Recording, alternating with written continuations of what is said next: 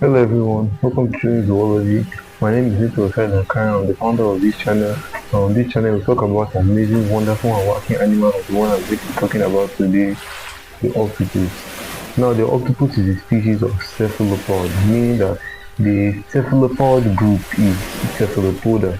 It goes by the scientific name of Cephalopoda, and it is part of the class mollusk or mollusca, which includes mostly generally soft-bodied animals found throughout the world. Now, the octopus is a cephalopod, meaning that it is closely related to cuttlefish and squid. Now, an octopus is an animal that a lot of you have heard of, a lot of you know about, and a lot of you have maybe even seen or eaten. Now, I'm here to tell you some of the things you have not heard about these incredible creatures before. Now, one of the most defining features of an octopus is its shape. Now, as you can see here, they have 8 arms but 0 tentacles. Now, a tentacle is mostly used for feeding. Tentacles in the cephalopod group aren't really used for movements, but in the corpus, they are not really used for movements like that. Instead, it's arms that are used for movement. Like the octopus use their arms to move more on octopus movement later, and the squid also use their arms to move. And they also have 2 feeding tentacles often found within the where all the arms meet.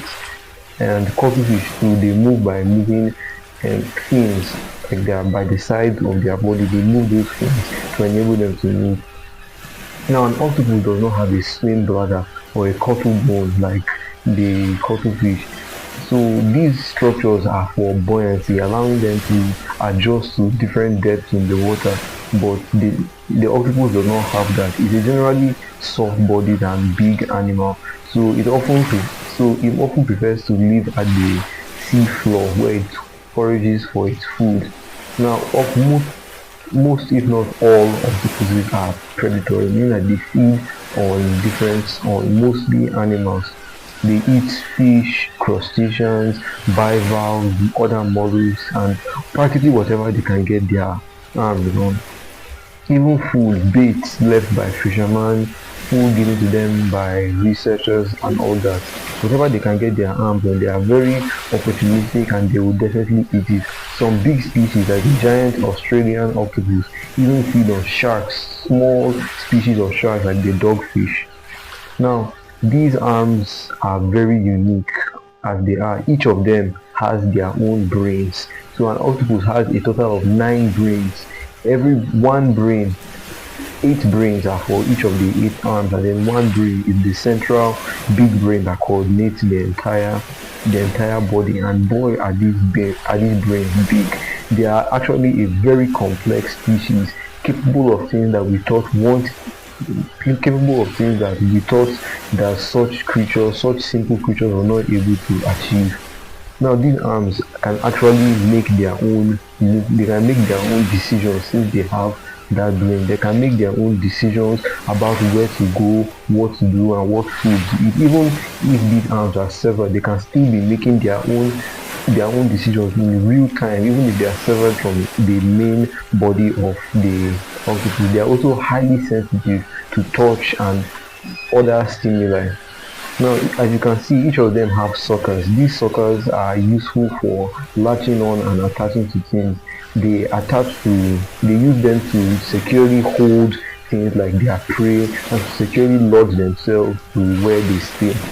Now, as I said, the octopus is an incredibly intelligent animal. It's actually much more intelligent than it's the most intelligent invertebrate there is, and it is capable of a lot of different things. Now, they can squeeze into practically any hole. As long as it's bigger than their eyes, they can definitely get through it because they practically have no hard parts. It's only their hard beak, which is very strong, that they use in crushing their prey. That is the only hard part of their body. Apart from that, they practically have nothing else that is hard, only soft tissues, organs, and flesh. So this allows them to easily squeeze through any hole that they can fit through. Now, they are also, like I said, they are very intelligent. They can make decisions and they can even predict the future, sort of, but not quite. They can sort of predict the future. There was a fun experiment made by some scientists where they put two football teams each inside a bottle. Each bottle represents a team, so they put food inside. So they now put an octopus to see where it will go and which bottle it will take food from. So it went to a team's bottle, and then shockingly that's the team that won all their matches for the season. So they kind of predict the future. If you win, if that agrees with you, then fine, okay, whatever you think is okay. Now, octopuses are also very fast, and they use this intelligence, including their speed and other techniques, to get away from predators. As such a soft-bodied animal, of course, everything in the ocean wants to eat it, from sharks to turtles to anything that has teeth will definitely want to get its teeth on these animals. So they use jet propulsion. They have two sacs often located around here, around the sides of their head. This is the front view. Actually, if you think this is the front view, so no, this is actually the back view. This is the front view of an octopus. This back is the head. I know it looks like the head because of this hole here, but mind you, that's how they made this specimen. So anyway, the two sacs are open at the front, open at the back of the head here, which they use to jet propel themselves.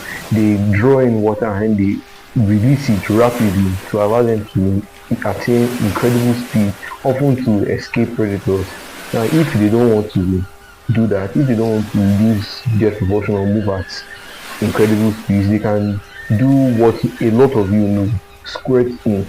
They have a specialized ink gland inside their bodies. That's where the ink is produced, and then they now release it through those same sacs, through those same openings. They release the ink, and this ink, it actually, some of it is solidified in a way that looks like an octopus. So most scientists think that the ink would even trick predators into trying to eat the ink, which is a bad idea. Not like it's poisonous or anything, but it has no nutrition in it. And if they don't want to use ink, they still have plenty. They still have one last trick up their sleeves, one that many of you know them for. They can camouflage themselves. Now, camouflage is where an animal blends into its background. I'm sure many of you know chameleons. They do that with the help of hormones that spread throughout the bloodstream, that allow them to change their color depending on their mood and their environment. But for the octopus, they don't use hormones, which by the way are chemical messengers in the body. They don't use hormones to do that. Instead, they use neurons. Now, neurons are cells found in the brain and spinal cord. They don't have a spinal cord, by the way. They are invertebrates. So most of the neurons are found throughout their arms and practically everywhere in their body.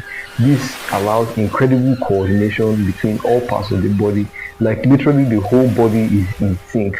So with this high density of neurons, and there's actually a high density of neurons in the brain of an octopus, something that a lot of scientists thought it was not possible in such simple organisms. Like I said, the neuronal density is rivaling that of some intelligent vertebrates like dogs and cats.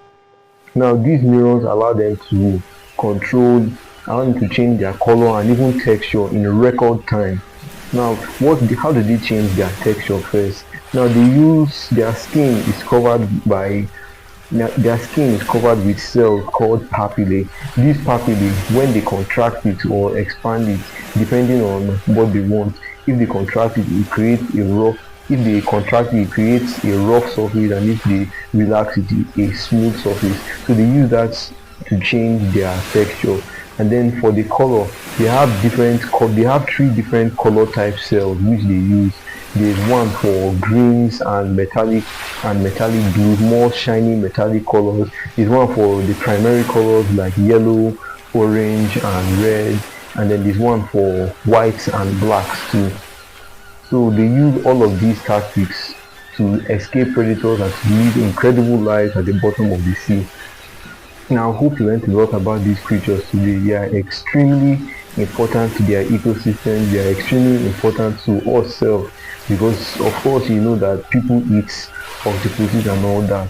And even though there are some species that are very dangerous, like the blue-ringed octopus, which is extremely venomous, even though there are some species like that, we still need to protect these animals. Although octopuses aren't as susceptible to great changes in the environment like other creatures that they share their habitat with, they still are vulnerable to sharp changes in the environment. So we need to conserve and preserve these amazing animals for future generations. I hope you learned a lot about them in this video. I hope you're going to like, share, and subscribe to my channel for more amazing animal content. Thank you.